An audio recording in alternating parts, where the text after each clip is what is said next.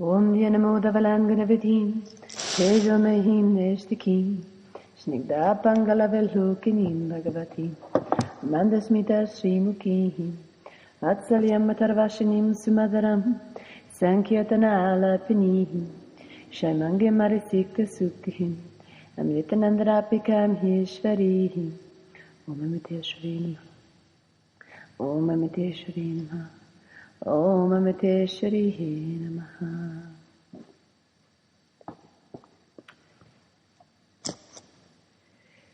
So just allow yourself to drop into a space where you can really feel what's going on directly inside of you. And I would suggest just by landing in your belly. And that might feel for some of us a bit numb and vague. So you might want to just place your hands in your belly, which, of course, sort of corresponds into the second chakra, which is just below the navel, deeper within.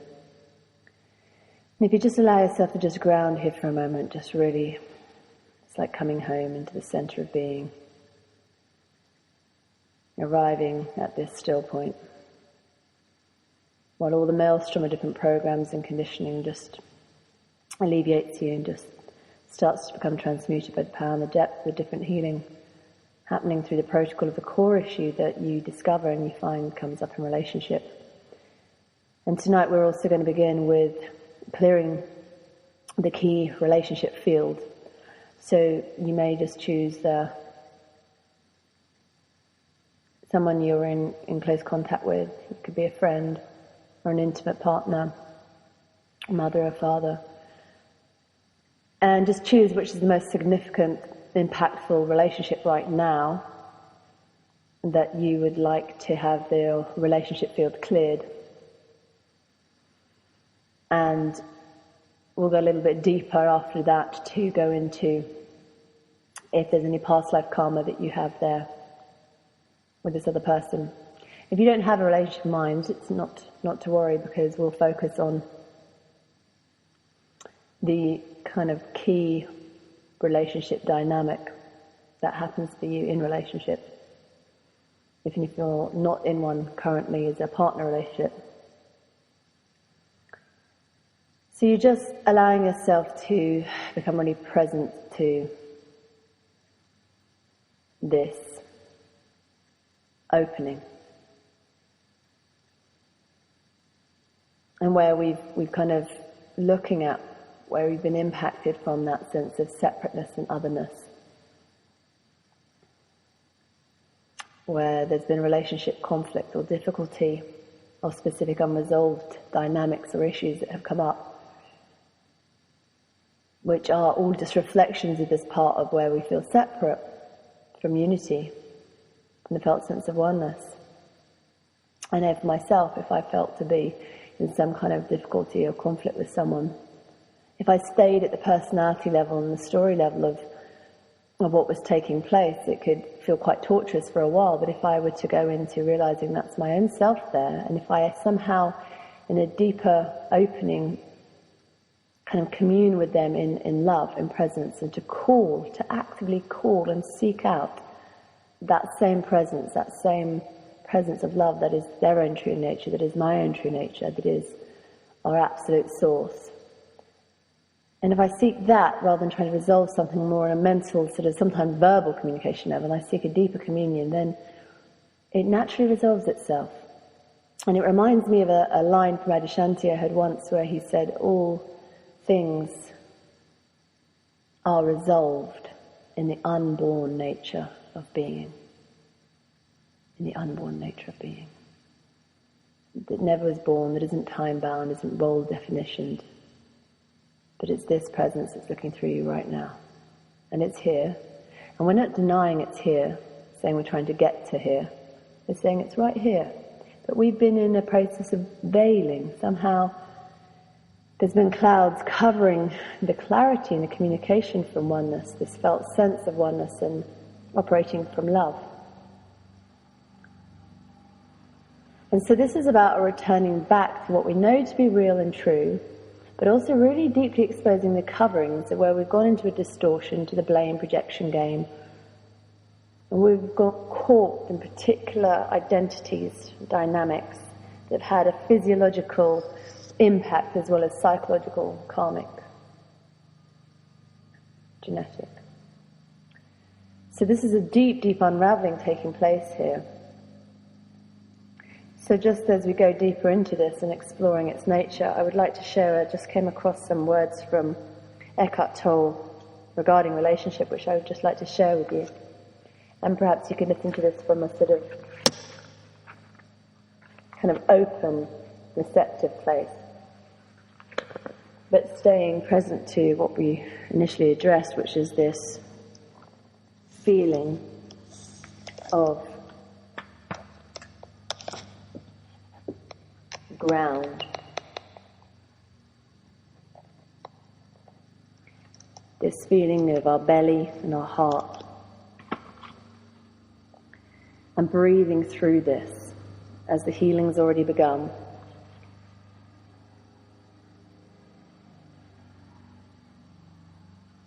And the unraveling's taking place. And if you need to just feel like you drop in there a little bit more, just take a few really slow, deep breaths with your belly. With your hand on your belly, breathing deeply in there. And having the sense of opening, of letting go. Be willing to feel and meet everything. For transformation to take place. How quick we are to form an opinion of a person, to come to a conclusion about them. It is satisfying to the egoic mind to label another human being, to give them a conceptual identity, to pronounce righteous judgment upon them.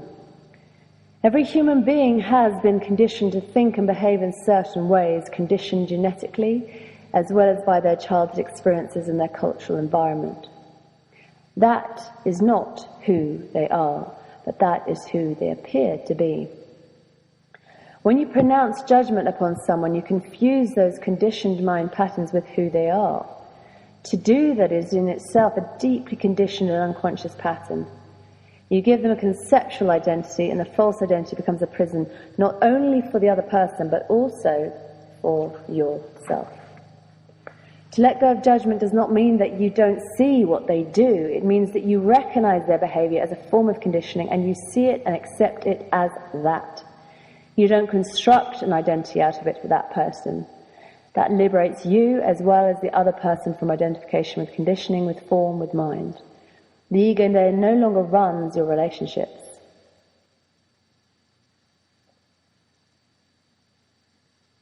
As long as the ego runs your life, most of your thoughts, emotions, and actions arise from desire and fear. In relationships, you then either want or fear something from the other person. What you want from them may be pleasure or material gain, recognition, praise, or attention, or strengthening of your sense of self through comparison and through establishing that you are, have, or know more than they. What you fear is that the opposite may be the case, and they may diminish your sense of self in some way. When you make the present moment the focal point of your attention, instead of using it as a means to an end, you go beyond the ego and beyond the unconscious compulsion to use people as a means to an end. The end being self-enhancement at the cost of others. When you give your fullest attention to whoever you are interacting with, you take past and future out of the relationship, except for practical matters. When you are fully present with everyone you meet, you relinquish the conceptual identity you made for them, your interpretation of who they are and what they did in the past, and are able to interact without the egoic movements of desire and fear. Attention, which is alert stillness, is the key. How wonderful to go beyond wanting and fearing in your relationships. Because love does not want or fear anything.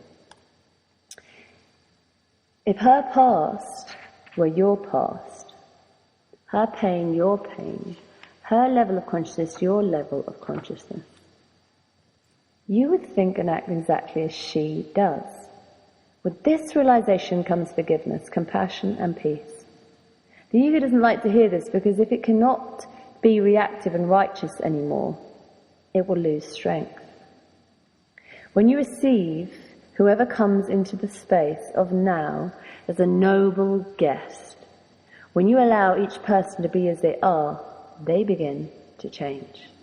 When you allow each person to be as they are, they begin to change. And I would suggest this means us too. When we allow ourselves to completely be, change takes place.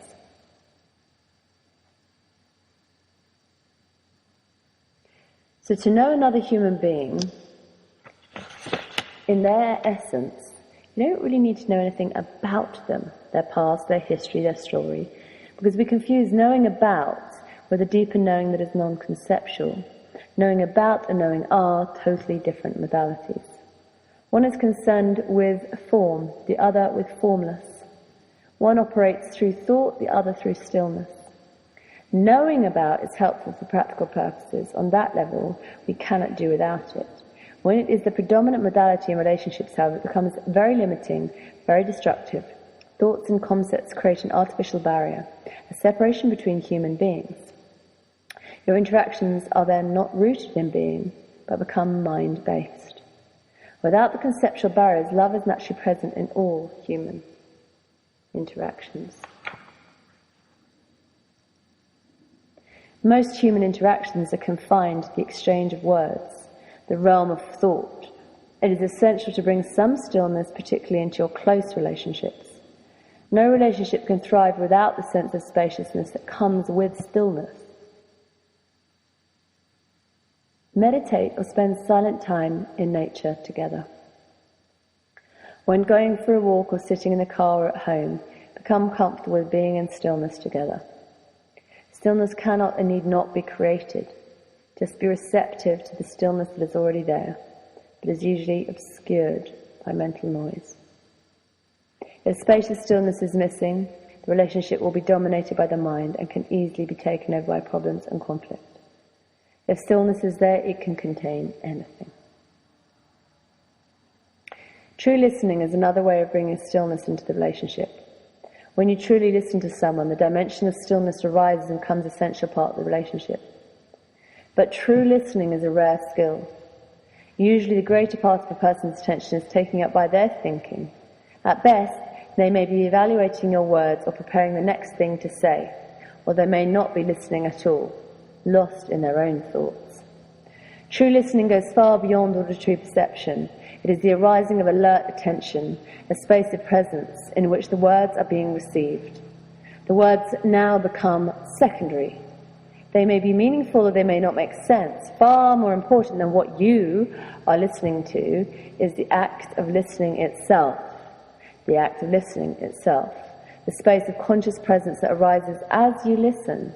That space is a unifying field of awareness in which you meet the other person without the separative barriers created by conceptual thinking. And now the other person is no longer other. In that space, you are joined together as one awareness, one consciousness.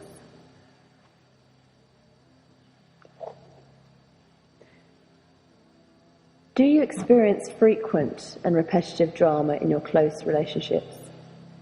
Do relatively insignificant disagreements often trigger violent arguments and emotional pain?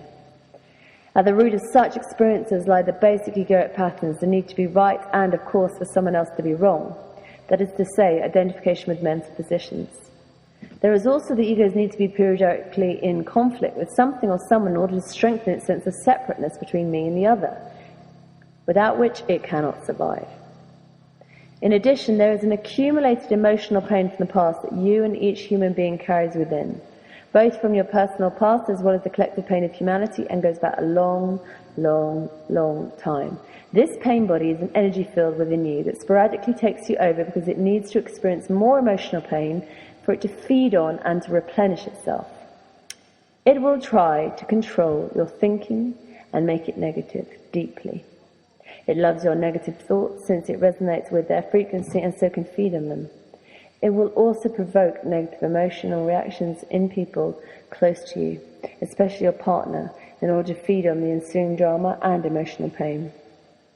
How can you free yourself from this deep-seated unconscious identification with pain that creates so much misery in your life?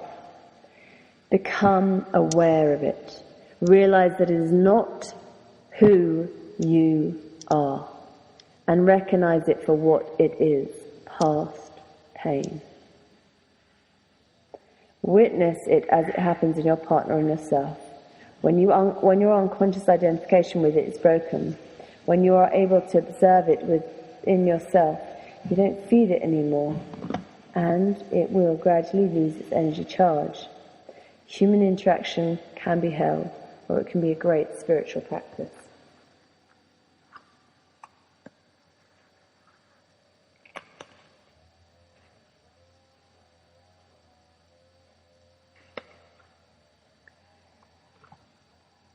So just feeling that, we may want to put that into physical practice. If we are able to come into connection with a person who's quite a significant relationship in our life, maybe we can choose to go out into nature and go out into a still place and sit together in being in presence and silence. If we are not with that person, we're by ourselves, then we can choose here and now to sit, to meet ourselves from presence. So we're just being with ourselves.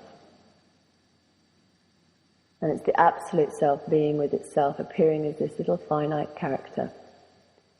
But we don't need to go into separateness with it and believe in its thoughts and its emotions. We just allow it to pass through. Fully allowing it, embracing it to be.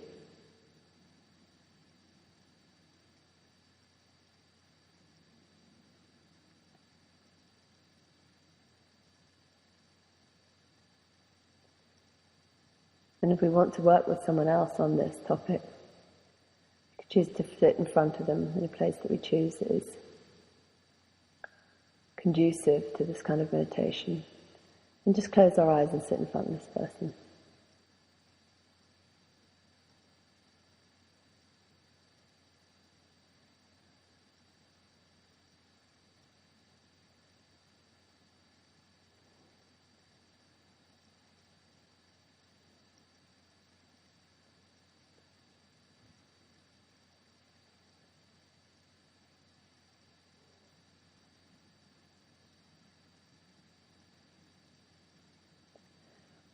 And we can just have our eyes closed at first, and maybe there's knee to knee if we're sitting opposite them. Very gradually we can just start to open our eyes.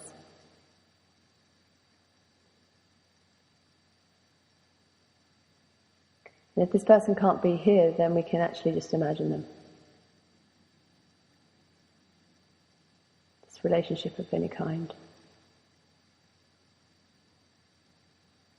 You can imagine now they're sitting in front of us. Or if they're here physically, start to open both your eyes. And just start to visually take in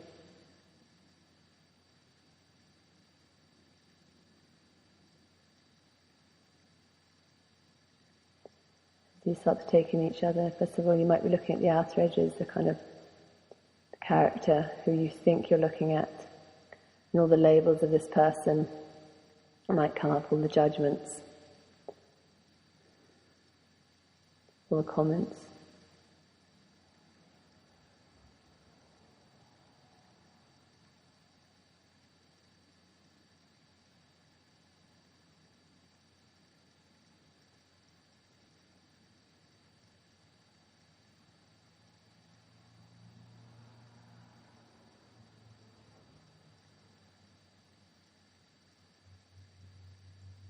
You're taking this other being, whether they're imagined in front of you or visualizing them or they're in physical. You can just start to penetrate through the outer layers of just the personality, the outer image of the form. Start to inquire as to what's looking through those eyes.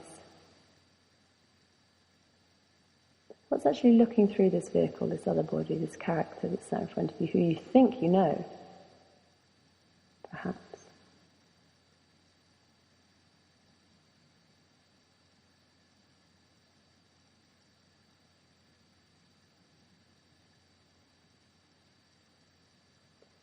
however you feel about that person, even if you don't say it aloud to them, they will know and we will feel it in response, because we're a Morpheus field. And if you ever experience that when you don't like someone, actually they don't appear to like you either. Everybody feels and senses and knows everything on every other level, even if it's not fully cognized on this dimension of being. So we're being really open and honest to go beyond the outer surface. Start to actively seek presence. Become curious, what's looking out of those eyes? Where is the source? Where is the essence of this being? What's even generating the character and the voice and the characteristics and the habits? Where is it all coming from? Where is it all arising out of?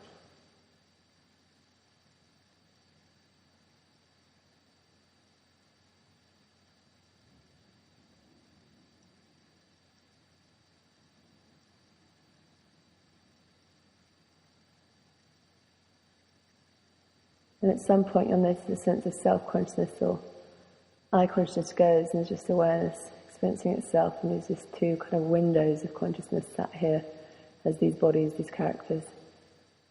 But somehow you feel vaster and greater and not contained by these or limited by them, but including this form in these beings. And here freedom starts to open up.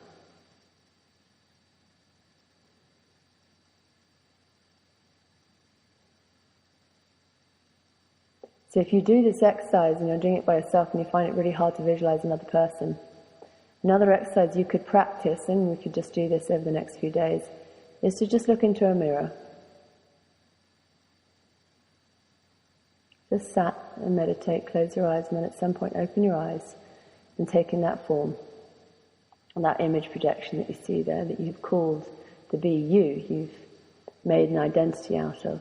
Even that isn't true, it's a constantly changing image. Going through constantly changing emotions, phenomenal change, physiological change.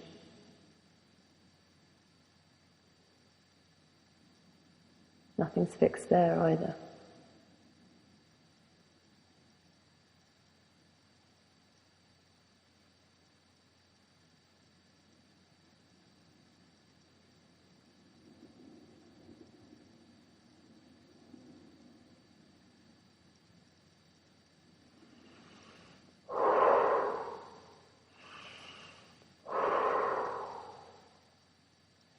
Allowing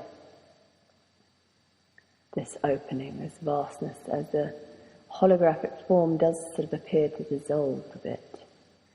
But you don't know that that's you anymore, and you're not even sure what it is. And somehow it's almost like a stranger. And as we go through those layers, then you can just see there's something vaster looking through those eyes. And it includes that mirror reflection and the form it's looking through. It's all inclusive.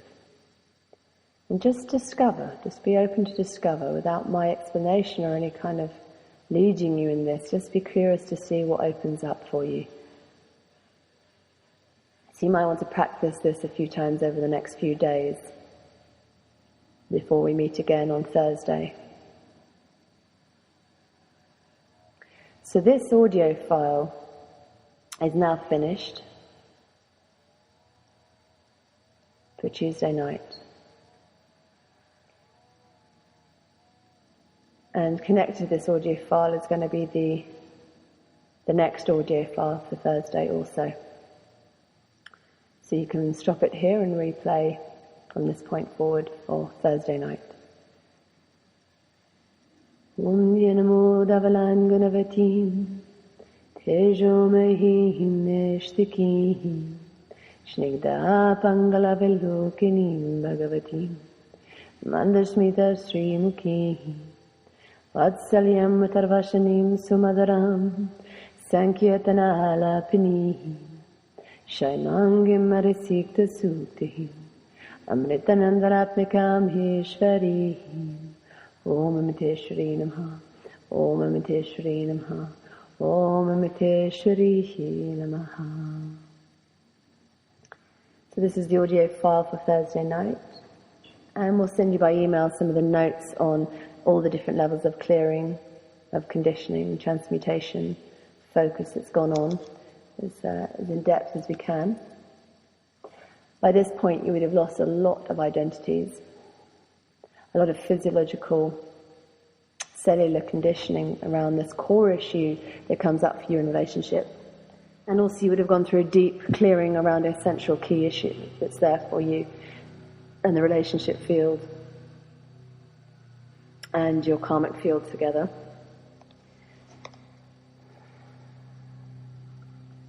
So by now you can start to feel like you're seeing through that core issue. It's no longer who you are, but you've seen its impact and how it plays out in your life.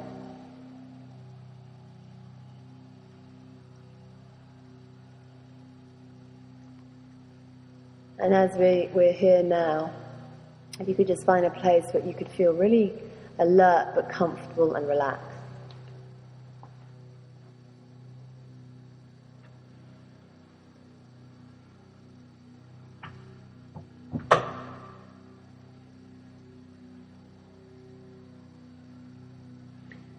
And then just start to breathe into your belly again. We just, as we're breathing in there, maybe we could just do a bit more of a connected breath in and out. And if you can just start to relax into your belly, into this feeling center. And just with inquiry, become really honest as to how you feel right now. What this work has brought to light. What the main issue has been exposed as. And I can tell you a general theme that I've been seeing, but every single person has a very different issue, really, for this core relationship issue. But I did see quite a big theme of abandonment. For many of you, that's what I've seen. And so we have just a very small group here, but I can see that the abandonment seems to be quite a major theme, and the fear of abandonment. And how that impacts us is interesting. Because of all our reaction to that, our survival response is unique. But there is another theme that's also quite general that has come up, which is that some of us have quite strong protection barricades, defense mechanisms in place that are very good at projecting certain images and ways of being in the outer world and in relationship. But when it comes down to this and this depth of healing, we start to notice that actually there's a very deep core place in each and one of us that has this feeling of, I'm not lovable, I'm not wanted. And somehow I'm just discovering it seems to be majorly connected to this core feeling of separateness.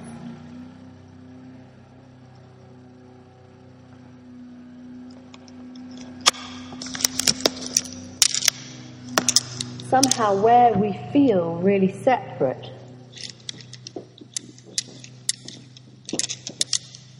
seems to be very deeply associated with this feeling of being unlovable and unwantable. And every relationship seems to bring up the neediness, the sense of inner demand to be loved, to be fully accepted, to be nurtured, to be supported. And often our demands are that in relationship. So we're discovering where we perhaps don't feel loved, don't feel wanted, don't feel nurtured, and don't feel accepted. And life is reflecting that back in certain relationships, or perhaps the absence of an intimate partner relationship. So we have to look at how we are feeling about ourselves, where we feel perhaps There is a belief system deep down inside that says, I'm not lovable, no one could ever love me, I'm not acceptable, or nobody could live with me, or somehow it's my fault, and it has a certain condemning anti-love program where it fears it's going to be rejected. Doesn't matter what happens, going to end up abandoned, rejected, unloved and unwanted. There seems to be a theme of that somehow in this group field. I don't know if that's there for the whole of humanity. I'm just communicating what I'm sensing in this group field. And if there's some kind of bell that resonates with you, then that's good. If it doesn't, don't worry, just drop it. It's not for you. But if you can touch into that place right now, that very, very innocent, childlike place, it feels, I don't know if I feel loved or wanted. I don't feel accepted. Then perhaps you can see that that's how you're feeling about yourself. You're not accepting yourself. You're not truly loving yourself.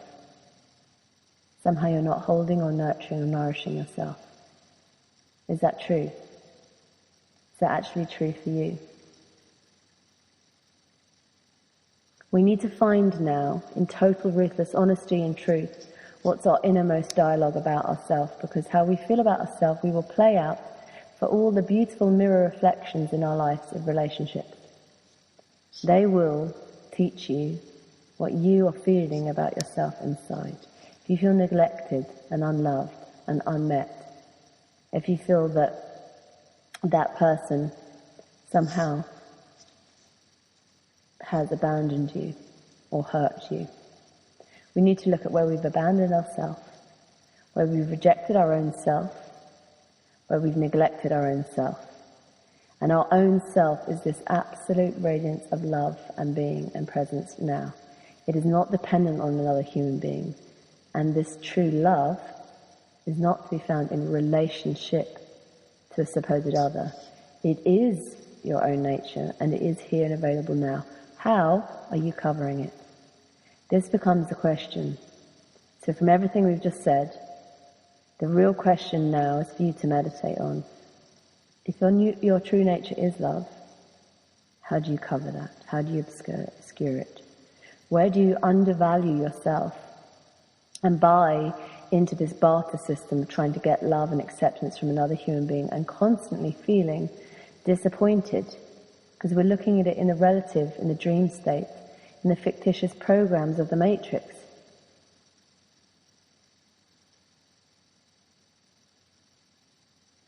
When are we going to wake up? When is the longing deep enough that you really need to know yourself as this love, this absolute infinite source of presence, of wholeness now? Because we need to actively seek it in every situation. It's like we need to draw it out. Our orientation, our focus needs to come to this love, or this presence of God, awareness, awakeness, whatever we want to call it. And in every single moment, awareness needs to return home to its own self. And as being with self, we can't go into separateness or distortion. We can't buy into the judgment programs of another being and our own self.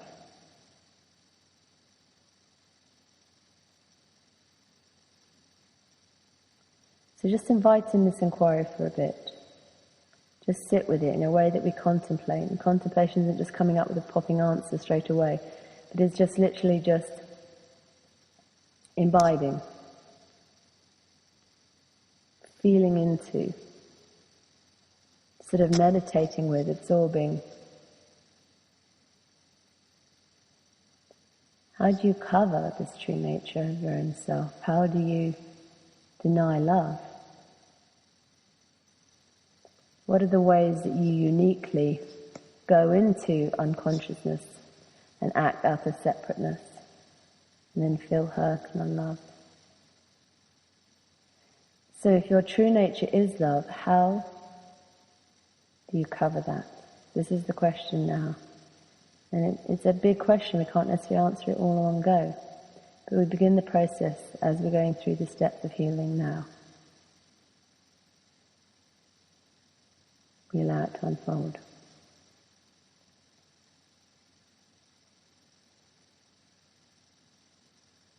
And you just sit with this in presence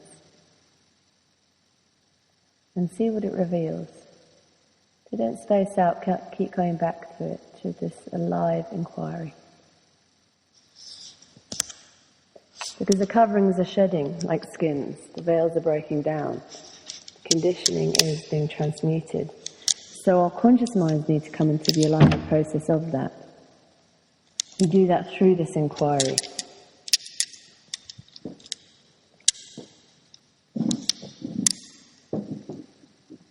Let your breath, your being, really invite that in.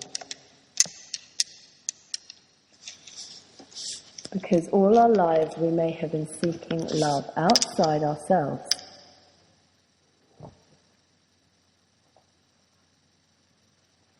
And have we ever realized to just stop and listen that we actually are the love we seek? So I have some more words from Eckhart Tolle as we're moving through the rest of this healing. The healing itself will take 2 hours, although I'll read you this quote before we close the audio file.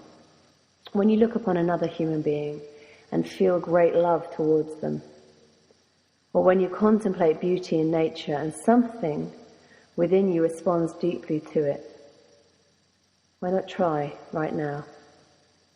Close your eyes for a moment and feel the essence of that love or that beauty within you, inseparable from who you are, your true nature. The outer form is a temporary reflection of what you are within, in your essence. That is why love and beauty can never leave you, although all outer forms will. What is your relationship with the world of objects and the countless things that surround you and that you handle every day? The chair you sit on, the pen, the car, the cup, are they to you merely a means to an end? Or do you occasionally acknowledge their existence, their being, no matter how briefly, by noticing them and giving them your attention? When you get attached to objects, when you are using them to enhance your worth in your own eyes and in the eyes of others, concern about things can really take over your whole life. When there is self-identification with things or people, you don't appreciate them for what they are because you are looking for yourself in them. When you appreciate an object for what it is, when you acknowledge its being without mental projection, you cannot feel grateful for its existence.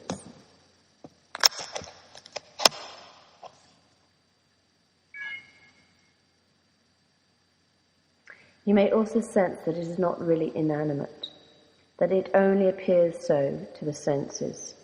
Physicists will confirm that on the molecular level it is indeed a pulsating energy field. Through selfless appreciation of the realm of things, the world around you will come alive in ways that you cannot even begin to comprehend with the mind. Whenever you meet anyone, no matter how briefly, do you acknowledge their being by giving them your full attention? Or are you reducing them to a means to an end, a mere function or role? What is the quality of a relationship with the cashier at the supermarket, the parking attendant, the repairman, the customer?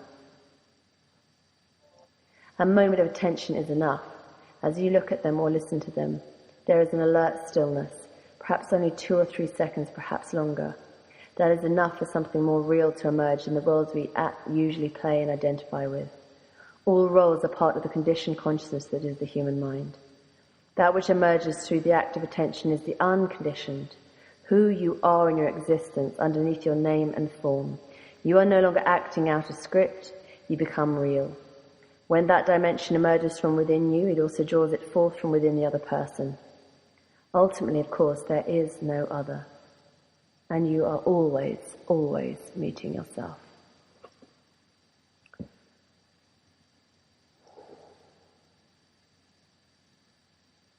So this is the meeting of ourself.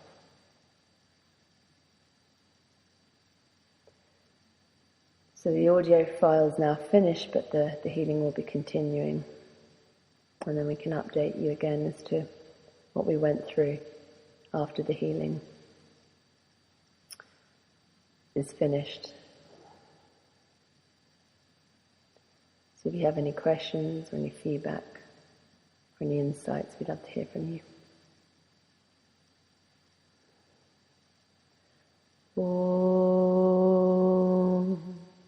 Asato Ma Satgamaya Tamaso Ma Jyotirgamaya Mrityo Ma Amritam Gamaya Om Shanti Shanti Shanti Om Sri Gurubhyo Namaha Harihi Om Om Lokaha Samastaha Sukhino Bhavantu Lokaha Samastaha Sukhino Bhavantu Lokaha Samastaha Sukhino Bhavantu Om Shanti Shanti Shanti Om Sri Gurubhyo Namaha Harihi Om